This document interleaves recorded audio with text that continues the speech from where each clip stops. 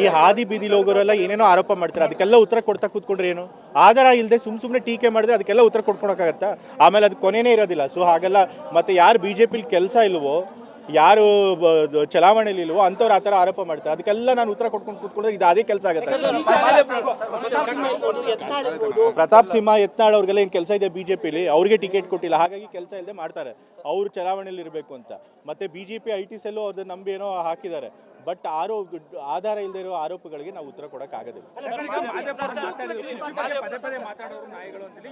ಯಾರು ಬೇರೆಯವ್ರ ಹೇಳಿಕೆ ಬಗ್ಗೆ ಬೇರೆಯವರು ಏನು ಹೇಳಿಕೆ ಕೊಟ್ಟಿದ್ದಾರೆ, ಏನು ಪ್ರತಿಕ್ರಿಯೆ ಕೊಟ್ಟಿದ್ದಾರೆ, ಅದಕ್ಕೆ ನಾನು ಹೊಣೆಗಾರ ಆಗಕ್ಕಾಗಲ್ಲ. ಆದರೆ ಈ ವಿಚಾರವಾಗಿ ನಾನು ಈಗಾಗಲೇ ಬೇಕಾಸಲಿ ಮಾತನಾಡಿದ್ದೀನಿ. ಮತ್ತೆ ಯಾವಾಗಿಂದ ನವೆಂಬರಿಂದ ಮಾತಾಡ್ತಿದ್ದೀನಿ, ಇನ್ನೂ ಎಷ್ಟು ಸರಿ ಅದ್ರ ಬಗ್ಗೆ ಮಾತಾಡೋದು. ಸೊ ಈ ವಿಚಾರದಲ್ಲಿ ಮತ್ತೆ ನಾನು ಏನು ಮಾತಾಡೋದು.